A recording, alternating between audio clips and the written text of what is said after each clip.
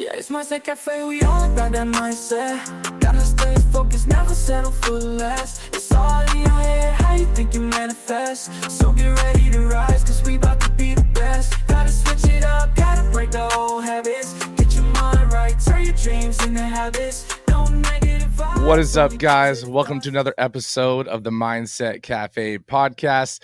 It's your boy Devin, and today I'm thrilled to welcome Struczewski with us. He is better known as the Mr. Productivity.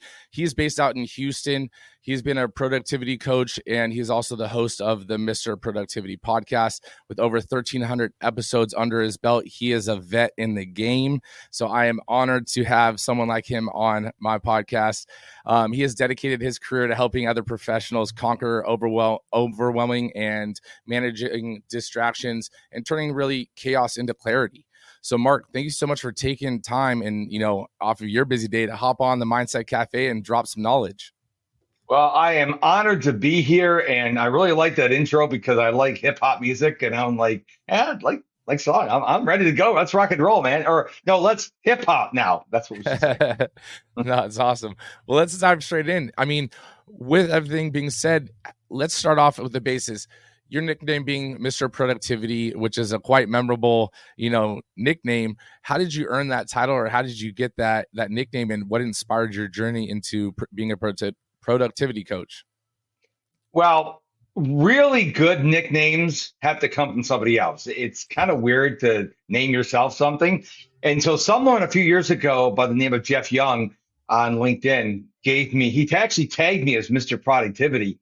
And I'd never heard that before. I'm like, can I use that? Because I didn't know what the etiquette was.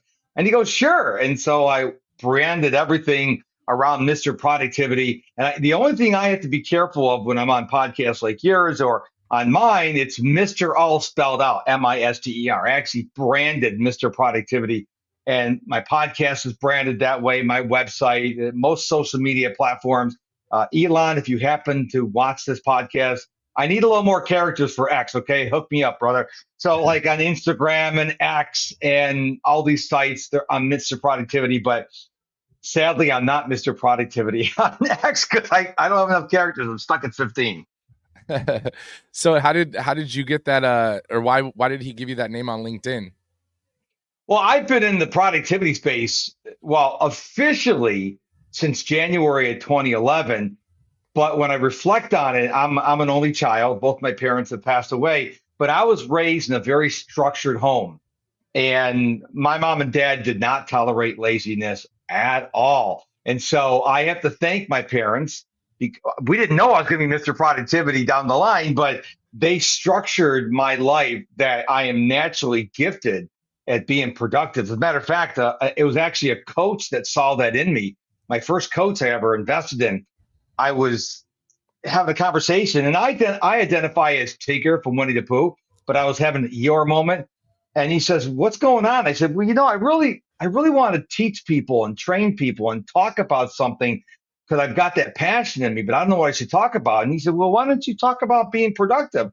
And I remember saying to him, I'm like, "Well, that's weird. Why would you say that? I mean, I don't understand." He goes, "I know a lot of people, and you are one of the most naturally gifted, productive people I know. Share that gift with the world." And the rest, they say, is history. That's awesome. So with your parents, making you or keeping you productive and stuff, was that because if you weren't doing something, you were getting into trouble? Like, how did that, kind of develop in your household? Oh, yeah. See, my parents, this is a touchy subject for a lot of people. So in my parents' house, I was born in 1965, so we're talking the 1970s. Corporal, not capital, corporal punishment was a thing. And I was a latchkey kid, which means I would have a key to my home. I would come home from school and I would unlock the door and I would get about my business. My parents would come home about 1.5 to 3 hours after I got home. The chores better be done correctly. My homework better be done, because if my parents came home and found that my chores were not done or were done not meeting their approval, or I was outside playing and the homework wasn't done, let's just say there would be painful consequences I would have to I won't say enjoy, but I would be subjected to. And it was a different time, but I think that's the why I am the way I am today. I'm a very respectful person. Unless you cut me off in traffic, I'm a really respectful person. No, that's awesome. I mean, I grew up in a similar manner, with my dad being, a police officer and stuff. And so it wasn't like a military based household, but it was one of those things where if you were told to do something, it better get done by the time you got home.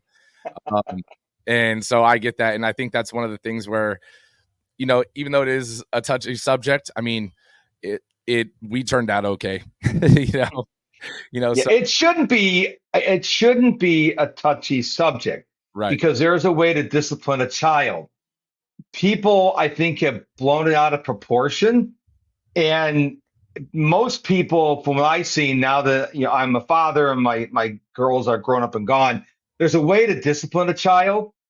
And just like when you discipline your dog, you have to do it in the moment. Otherwise, they can't connect the discipline with what they did wrong. A lot of people will do it later. Well, then the kid or the dog or whatever, they can't connect it. So there are proper ways to discipline a child. And I think instead of worrying about, well, I don't think it's right. Well, first of all, keep your nose out of someone else's business. That's rule number one. If it's not your kid, just leave it alone. I know it's gonna ruffle some feathers, but if you and your spouse make a baby, that's your responsibility. It's not the nosy next door neighbor. Yes, I agree. I agree 100%. And it's one of those things where, everyone has their own way to do things, right? Just like being productive, right? We'll dive into some of that as well. But, raising a kid, I have a 2-year-old, soon to be 3-year-old daughter as well. And what I've learned is that everyone wants to give their 2 cents or the way they do it. And that's, you have to do it this way. And it's like, no, you don't have to do, like, each kid is different. And the way you decide to discipline your kids or raise your kids is on you. Just like being productive, the way you be productive and the way you manage your tasks, you might have your own little tweaks and quirks to it, but as long as you're being productive or, getting your life done the way it works for you, then, by all means. Right. So let's dive a little bit into the productivity and stuff. What do you often draw from your routine that, someone could take away as a form of like being more productive, or where do you find that people are unproductive in their daily routine? It all starts with one word: excuses. I have a low tolerance for excuses. People will listen to my podcast and they'll say, well, Mark, yeah, it's just you and your wife. You have a couple dogs. Yeah, you can have a great routine. I've got 4 little kids. That's an excuse. There are ways that you can create a routine in the morning so you get your stuff done and help get the kids off to school. I don't like excuses because what I've noticed in my 59 years on this planet is that's most people's default, either blaming or making excuses. Well, when I study the most successful people, Jeff Bezos, Elon Musk, Bill Gates, Tony Robbins, etc., they don't make excuses. They figure out what they need to do and they do it. And I just want to encourage people. I don't care what your family situation is. There is a way where you can set yourself up for success.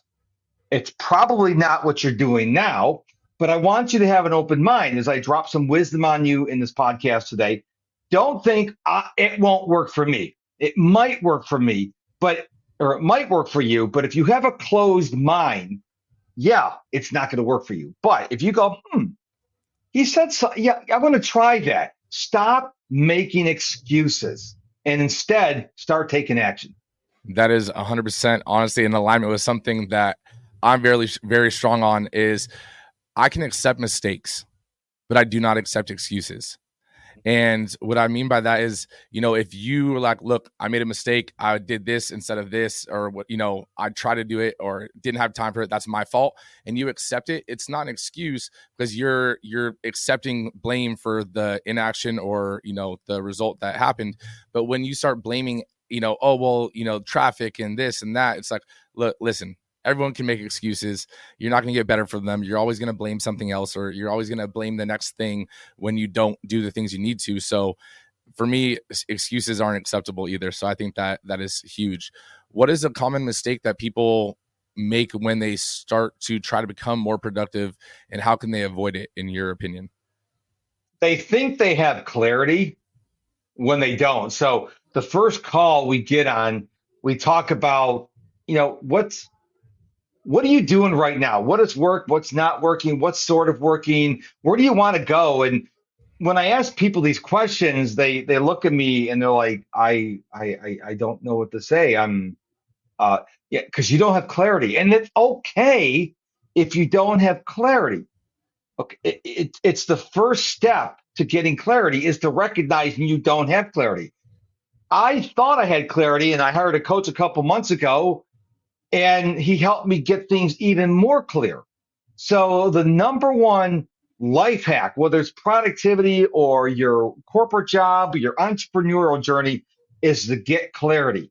And I'm willing to bet you that most people listening to this podcast don't have clarity. They think they do.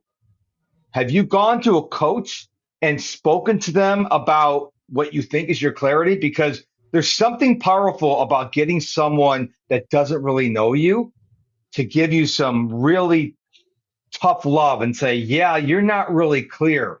For example, like niching. All right, we all heard the riches in the niches. How long we've been hearing that on our entrepreneur journey. My coach said something to me that really resonated. The niche doesn't matter, but niching matters. Now, there's some nuances about that, of course. You can't say, well, I want 85-year-old quilters who live in some small town of Idaho. That's not a really good niche. But the whole point of niching is to focus on something. So instead of saying, I'm Mr. Productivity and I can help anybody in the whole world, well, I can, well, as long as you speak English. But that doesn't serve anybody. So now I'm focused on a very specific group of people. And since I got this clarity, when I reach out to people, it is so much more fun because now as I'm connecting with people on LinkedIn, if you're not in this niche, I don't even bother connecting with you because I don't want to scattershot. I don't want to put the spaghetti against the wall. So being productive, a key point of being productive is getting clarity. And I don't think you like reach clarity and then you're done. It's not like one and done. You have to keep revisiting your clarity. Are you still clear? Have you fallen back? Have you gone off the trail? And I think if people approach this, that, hey, you know what? I was clear. Now I'm not clear. Now I'm clear again. That's called life. That's awesome. So what would, with clarity too, I mean, because I think that sometimes someone might feel like they have clarity, right? And if you think of your clarity, your mental clarity, almost being like a camera lens, it might be clear at one moment, but over time, the dust and the debris start to come on the lens. So it's not always going to be clear. You got to, wipe it off and, get that retouch up or that refocal point. So with the world being so constantly involved in like social media and all those distractions, what would be someone's first step to regain focus or clarity, in your opinion? You got to be really careful where you spend your time. I know people who are constantly on Instagram or Facebook or TikTok or YouTube, and it's just one post or video after another. And I'll ask them, I'm like, wow, how much is Facebook or Instagram or TikTok paying you to scroll? I'm like, what are you talking about? Well, you're spending 3-4 hours on there a day. Certainly they're paying you for it. Of course they're not. And most people get kind of offended when I say that. Like, well, you want to be productive or do you want to scroll on TikTok all day? I mean, you have to make a choice. And I think people need to be careful. Where are they spending their time?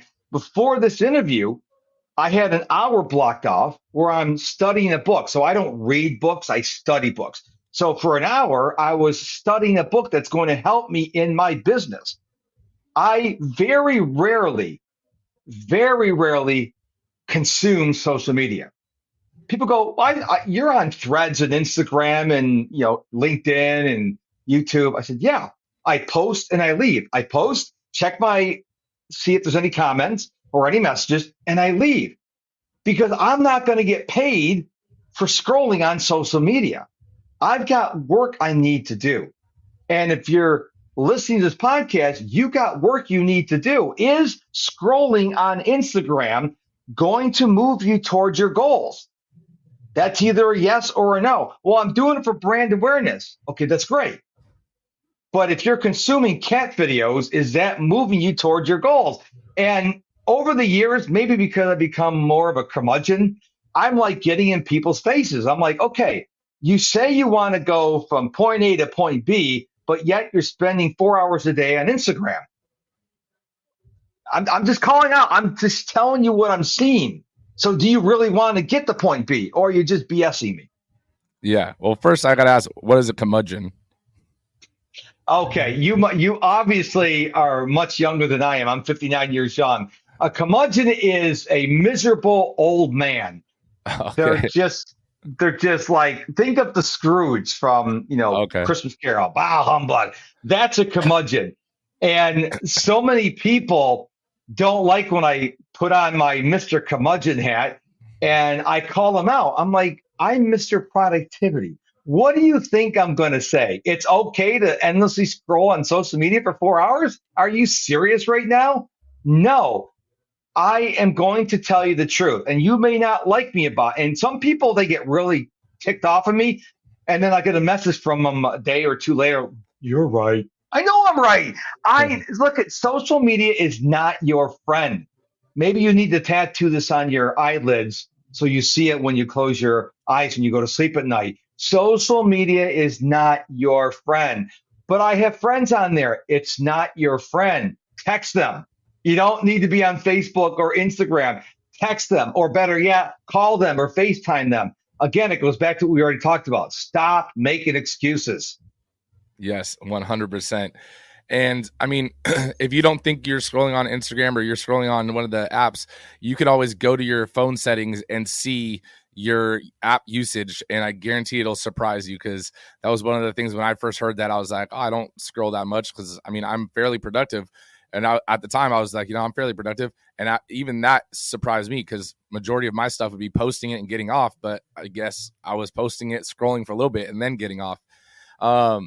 So diving into this a little bit, right, with the being an entrepreneur and being in the fast-paced world that we're living in today, being productive, does that mean, in your opinion, multitasking and doing a bunch of things at once, or does that mean more just, focusing on one thing and being efficient at it?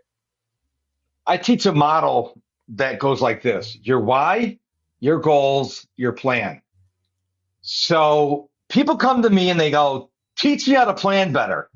And I'll go back to their why. And they're like, what's happening right now? I want to know, I'll be a better planner. Here's the thing.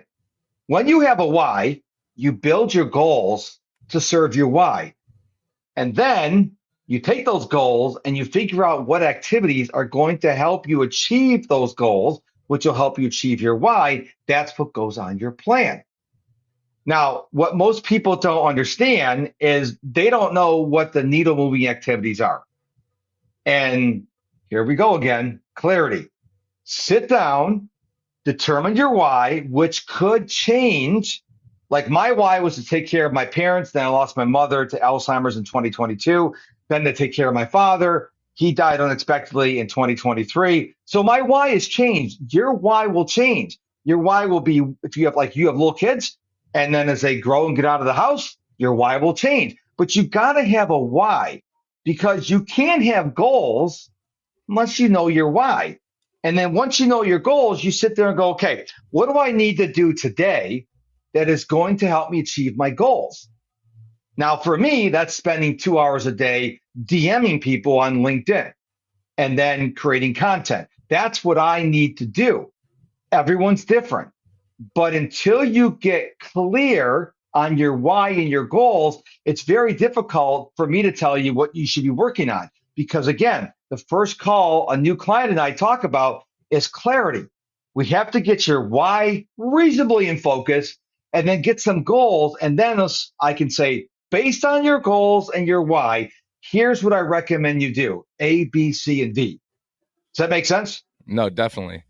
So in the world of, multitask, or in the world of productivity, do you think that multitasking is a positive or a negative? It's a negative. There's like a minuscule percentage of people in the world that can truly multitask because their brain is wired differently. Most people, yes, you can walk and chew gum at the same time, but you cannot be texting someone while scrolling on social media on your desktop and then maybe writing an email. I don't know how that would work, but we have to focus on one brain draining activity at a time. So if you're going to be on a podcast, be on a podcast. I'm not scrolling my social media. I'm not scrolling my text messages. I'm fully focused here. If you're going to be writing your book, I've studied a lot of authors. When they write, no electronics except their laptop. They're not connected to the internet. They're fully focused. So multitasking doesn't work. People think it does.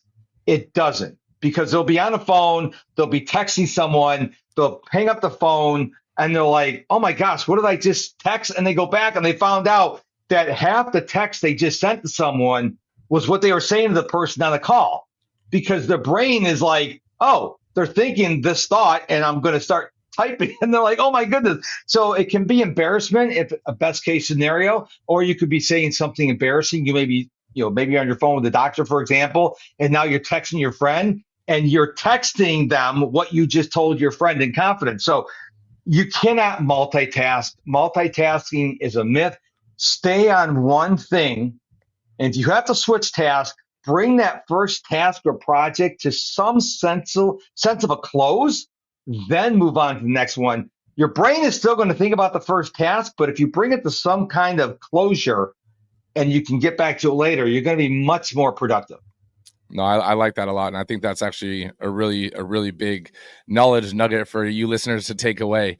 Believe me, I say that I multitask, but I say I try not to multitask, but I'm not multitasking. My brain is just ADD'd all over the place, and I'm just focusing on trying to get one thing done. But when someone, let's say, is trying to become more productive or trying to get their sense of clarity, it can be overwhelming, right? Because there's so many things to get done in the day or that you want to do in a day. What would be your advice or some strategies that you would recommend for overcoming that overwhelming feeling in both the personal or professional context? Is this a video podcast? Yes. Okay. So one, the power of one. If you're overwhelmed, pick one thing, just one thing. I don't care if it's a big thing, a medium thing, a large thing. So many people are like, okay, I got to do this. No. Pick one. But pick one. And sometimes I got to say it's like 12 times. Pick one thing, because the last thing you want to do if you're already overwhelmed is to pick three things. Pick one thing. What is something that you could do that's going to give you a win? Maybe that's something really quick. Maybe it's something non-business related. Maybe it's to call your mom. Okay, I've been wanting to call my mom. You call me your mom, talk 5 minutes. Okay. Oh, hey, I did that one thing. What's the next one thing? Too many people are worried about the next 12 things or the next 7 things. I love the power of one. So business or personal, when you don't know what to do, when you're overwhelmed, pick one thing. It doesn't have to be a major thing. It doesn't have to be earth-shattering. You want to pick something so that your brain can go to work on that. So with those, though, that start to, because becoming overwhelmed, I know picking one thing is easy to do, and the power of one, I agree, is so strong. But how would you suggest that someone prioritizes their task? Maybe a simple framework or a method that, they can pick that first one, or is there a way to pick a better one than a different one? Well, one of the things I teach my clients, and I want to share it with your audience, is what I call the ODAE method. ODAE, which stands for outsource, delegate, automate, and eliminate. So over several days, and I don't like to give an exact number of days, because if I become absolute, then people think that's the gospel, and it's not. What you want to do is you want to try to record 80 to 90% of what you're doing. So maybe it takes you a day, maybe it takes you 3 days. When you're done with that, I want you to gift yourself 60 to 90 minutes and go through this list.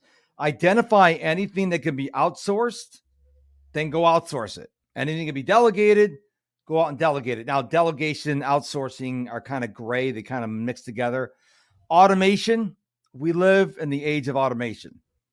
And then eliminating anything that you're doing and you don't know why you're doing it, stop it.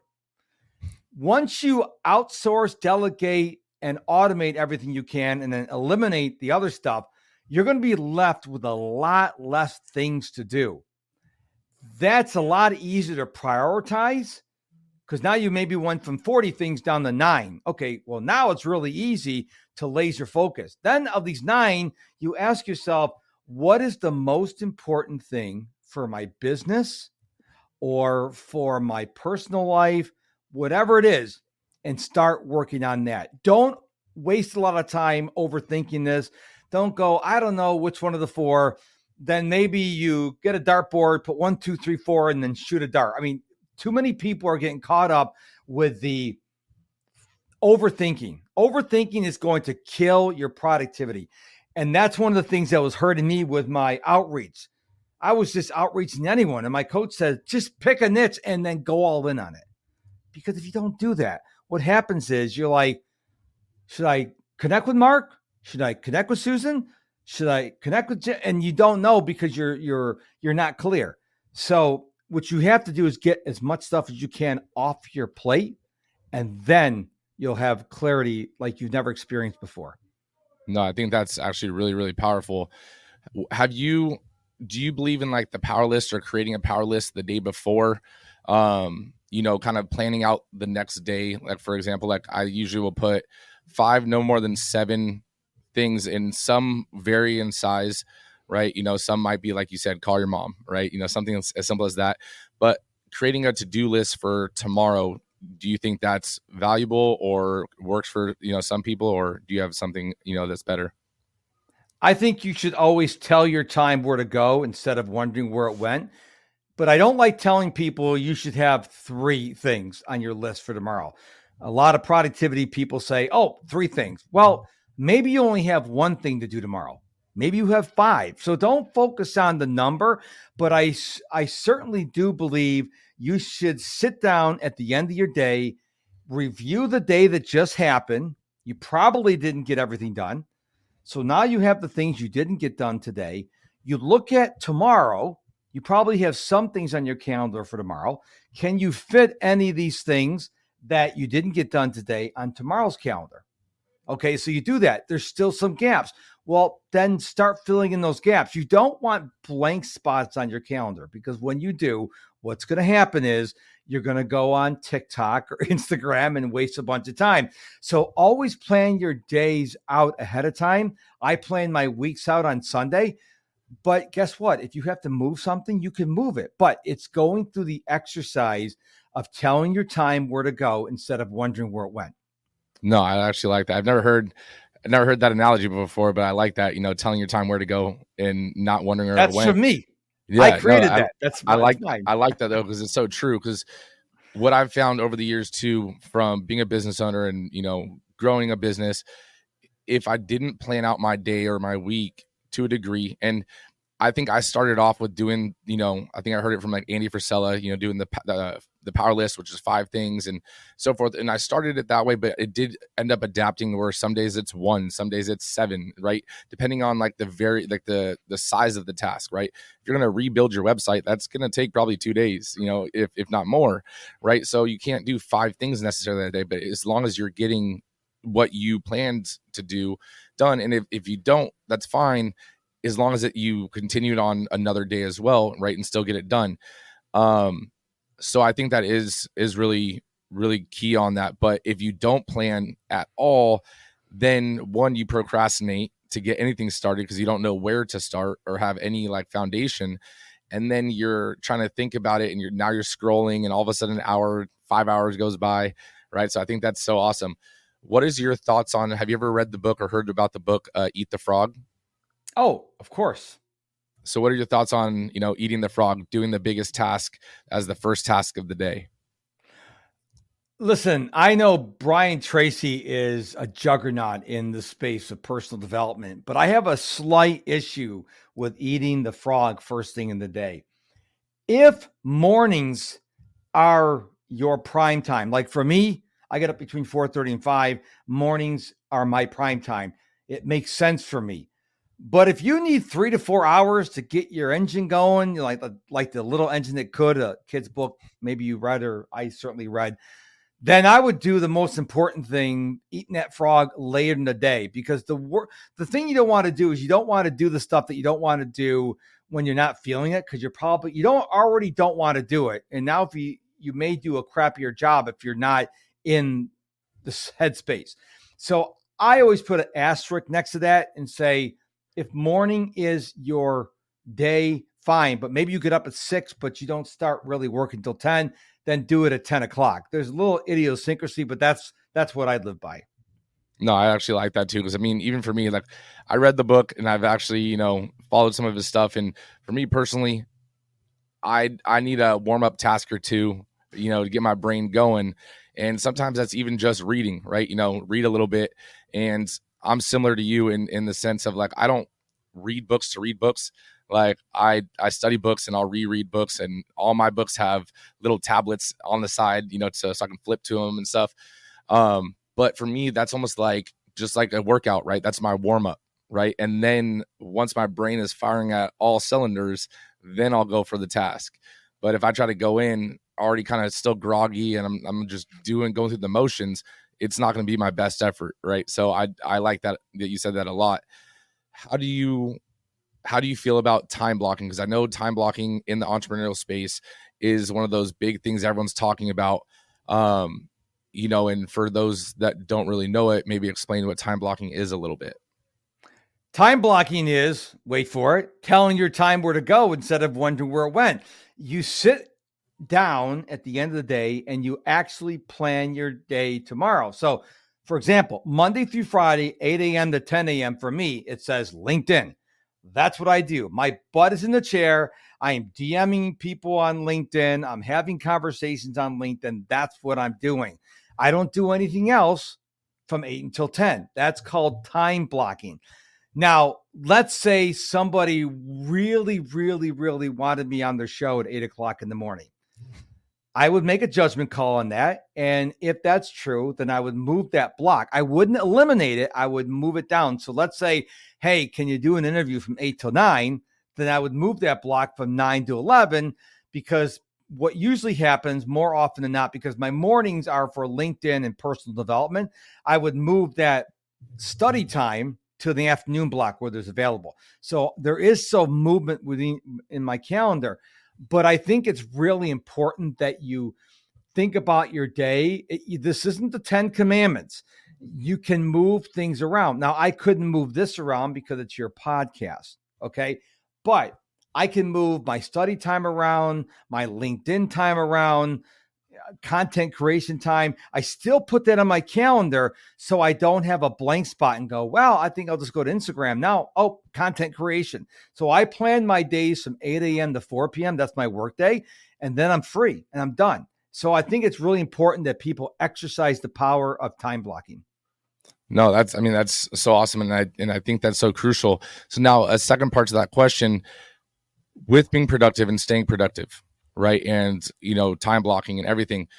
Do you allow yourself, or do you recommend that people time block essentially for rest or recovery or downtime? 100%. So I will not go from interview to interview to interview, or from coaching a client to coaching a client to coaching a client. I will, after this interview, it's lunchtime. So I will go cook myself some lunch and I'll sit down and have lunch. I take a full hour for lunch, because I've been up since 4:30 in the morning. I've been working. So now I take a full hour for lunch. I usually watch a replay of some sporting event, and I got some things to do this afternoon. One of the things, I'm a one sport guy. I only watch European football. It's the only sport I watch. And most of their games are on the weekend, but when they're playing in the tournament, they're on during the day. Now, 8 o'clock in England is 2 o'clock here in Houston. So I will actually watch that game from 2 to 4, which drives people crazy. Oh, how's that being productive, Mr. Productivity? I'm like, well, first of all, I've been up since 4:30, 5 o'clock. I've already worked from 5 until 2. So I've already put a full work day in anyways. Second of all, I believe when you do things that are joyful, it makes you more productive. I don't mean scrolling on Instagram for 4 hours. That's not what I'm talking about. For me, I sit down and watch a soccer match. That's what I love to do. It brings me joy. It's not like I'm like not doing anything before the game starts. I'm working all day, so I sit down and watch the game guilt-free. That's what works for me. And I just encourage people to beware of absolutes. Like you told about the three things, the 3 tasks, the 5 power tasks. I don't like absolute numbers because if you come up with 2, you're going to procrastinate and waste time coming up with a 3rd one or a 4th one. If you think you have 2 things to do tomorrow, just do the 2 things. You're making it harder on yourself than it needs to be. No, I like that. And I think that there is, like, at the end of the day, you still have to live your life, right? Like we're being productive, we're working for a reason. And if you can enjoy the little moments, like, you enjoy the European football, it's like, that's where it makes the other things, worth it too. It's like you're being productive so you can still enjoy those other things. And again, you're scheduling it in, which is still being productive. Now, I do have to ask you a question, since you are Mr. Productivity. Do you already know what you're going to eat for lunch? Yes. I thought so. And I'll tell you why, because my wife works at a real job. Apparently solopreneurship is not a real job. And so I've got to have food that I can cook myself. So I like sweet Italian sausages. When we're done, I'll go grill 10 sausages. That way I'll have lunch for the next 4 days. It gets kind of monotonous, but I'm kind of like, Steve Jobs wore the same outfit. Mark Zuckerberg wears the same outfit. It's less work. So I don't do the Uber Eats stuff. I try to eat good stuff at home. And so, yeah, I do. I'm pretty much a plain, boring kind of guy. My wife likes all the weird food.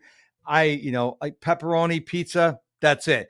Burger and fries, steak and potatoes. That I'm like a really boring kind of guy. And my parents weren't like that. It's just, I don't have to think about it. So I'll cook all 10 sausages and I got lunch for the rest of the week. And I don't have to think about what I'm going to have the next 3 days. Yep. No, I'm the same way. I mean, I'll do like air fryer chicken and rice just because I can cook them and let them be, or slow cook, because then I can do it at night and wake up and it's done in the morning. Like I'm a lazy cooker, but also like, it's one of those things where I'm okay with that. My wife is the same. She can't eat the same meal, 2 days in a row, won't eat leftovers, anything like that. So I completely get you on that. Now, I do have a final question before we wrap up, right? And I don't ask this question ahead of time. I don't give anyone notice because I want the most authentic answer that comes first to your mind. Now, with 1,300 episodes under your belt, right, with the years of experience of being productive and from running a business, running a podcast, whatever the case may be, what would be your one message that you would put on your legacy wall, Mark's legacy wall, for basically the younger generations to come? 2 words: have fun. Too many people are taking life way too seriously. They don't have joy in their face because they're like human robots. They're going to the job and they're going in early and working through lunch and staying late and going on the weekends. We have one shot at this thing called life. So have fun. When people say, hey, I'm thinking about starting a podcast, any advice? Do it, not for the money, but to have fun. You're going to be on social media. Have fun. You're going to write a newsletter. Have fun. Because if you're making things boring, first of all, you're not going to do them very long. You're going to get bored of it. So I would just tell people, I would tell my younger self, I go back in time, hey, have more fun in your life. Because if people who have fun tend to be more productive than the boring people. No, that's awesome. That it is so true. That it's so simple, but sometimes the simplest things are the truths that we overlook, and we look for these deep, rooted values in these poems of a message. And it's like, sometimes just, hey, have fun. So that's awesome. So guys, if you guys would be so kind enough to make sure you share this episode with a friend, give us that 5-star review. Make sure you guys follow Mr. Productivity. Remember, Mr. is fully spelled out, Mister Productivity, on pretty much every social media platform except. But I have a gift for your listeners, by the way. Okay. Yeah. If they go to my website, Mrproductivitycom, remember, like he just said, Mister, Mrproductivity.com. The first thing you see at the top of my page is what I want you to do. It's my gift to you. I'm not going to tell you what it is. I want you to go to my website, because if I tell you what it is, you're going to start rationalizing it. Just go to my website and take action, or don't. It's up to you. I'm here to help you. And if you want my help, go to my website, see what the first thing on the website is. Unless you're listening to this like 3 years in the future, I don't know if it's still going to be there, but for right now, it's there. And I'll make sure to put his website right at the top of the show notes, guys. So go check it out, see what the surprise is, take action. Mark, I can't thank you enough for taking the time out of your day and hopping on and dropping the knowledge that you've dropped today. Thank you so much. Thank you, sir. Vibes, only positive thoughts, just in the game of life. Mindset causes shots. Got my mind on the prize, I can't be distracted. I stay on my grind, no time to